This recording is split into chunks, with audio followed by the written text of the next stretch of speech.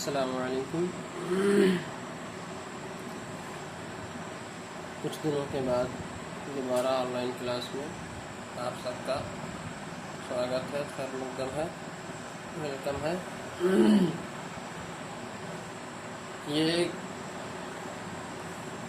کتاب احسن اردو کی 5ویں کتاب ہے، کلاس 5 کی 5ویں کتاب کا نام احسن ہے اور یہ لیسن ہے 3، سبق نمبر 3۔ موضوع ہے، ٹاپک ہے ہدہد صاحب۔ غور سے پڑھنا ہے اور کئی بار آپ کو اس کو پڑھنا ہے۔ جو مشکل الفاظ ہیں ان کو یاد کرنے ہیں اور کتاب کے موضوع کو، کہانی کو سمجھنا ہے۔ تو چلیے شروع کرتے ہیں۔ ہدہد صاحب، اس میں یہ الفاظ آپ کو دیے گئے ہیں: اختیار، اضافہ، رطوبت، ساخت، صنوبر، کشادہ۔ پرندے ہماری زمین کی خوبصورتی میں صرف اضافہ ہی نہیں کرتے بلکہ یہ مختلف انسانی ضرورتوں کو بھی پورا کرتے ہیں۔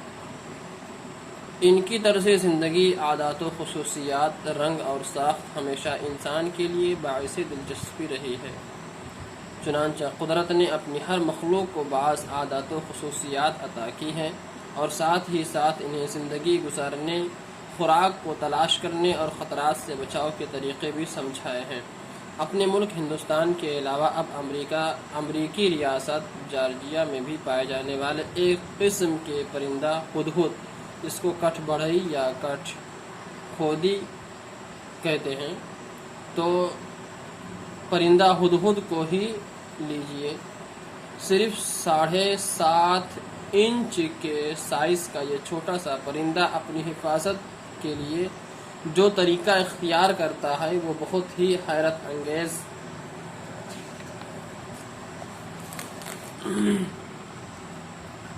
انگیز ہے۔ اس نے بڑے بڑے سائنسدانوں کو حیرت زدہ کر رکھا ہے۔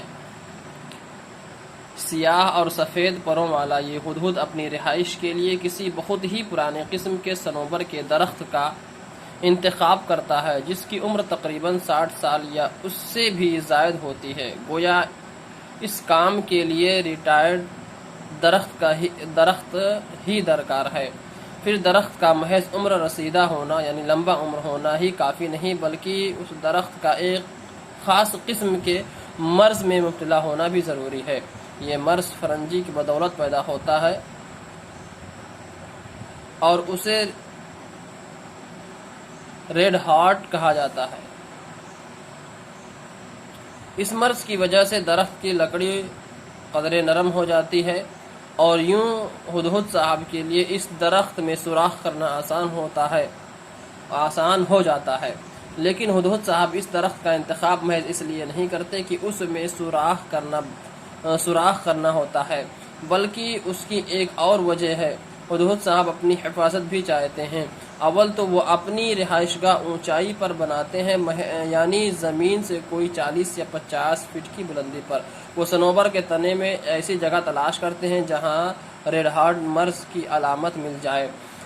اب وہ اپنی مضبوط اور نوکیلی چونچ سے درخت کے تنے میں سوراخ کر کے اندر رہنے کے لیے خاصی کشادہ جگہ بنا لیتے ہیں۔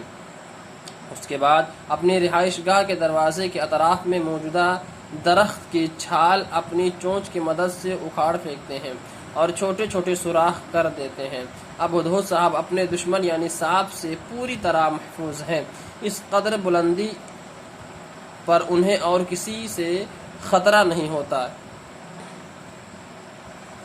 البتہ سانپ درخت کے تنے سے لپٹا ہوا اتنی بلندی پر پہنچ جاتا ہے اور اس کے کمسن بچوں کے لیے مشکلات کھڑی کر دیتا ہے، لیکن ہدہد صاحب تو اپنی حفاظت کے لیے مضبوط قلعہ تیار کر چکے ہیں۔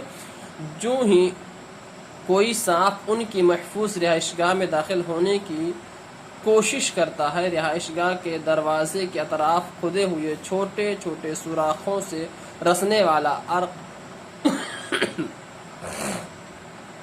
سانپ کا خیر مقدم کرتا ہے۔ یہ عرق اب جم کر ہدہد کی قیامگاہ کے اطراف گاڑھی رطوبت کی شکل اختیار کر چکا ہوتا اور یہ رطوبت سانپ کو شدید تکلیف سے دوچار کر دیتی ہے، جس سے بے چین ہو کر سانپ تڑپتا ہوا 40-50 فٹ نیچے زمین پر گر جاتا ہے۔ سائنسداں اس بات پر حیرت زدہ ہیں کہ صنوبر کے درخت سے نکلنے والی رطوبت میں ایسے کون سے کیمیائی اجزاء ہیں جو سانپ کو اذیت پہنچاتے ہیں۔ بعض ماہرین کا یہ خیال ہے کہ مرض ریڈ ہارٹ پیدا ہونے والی فنجی اور صنوبر کے درخت سے نکلنے والا رس جب آپس میں ملتے ہیں تو ان میں جلانے والی یا جلن پیدا کرنے والی خصوصیت پیدا ہو جاتی ہے۔ دلچسپ بات تو یہ ہے کہ ریڈ ہارٹ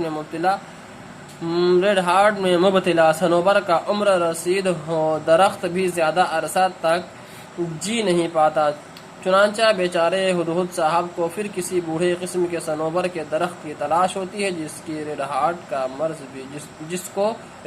کا مرض بھی ہو۔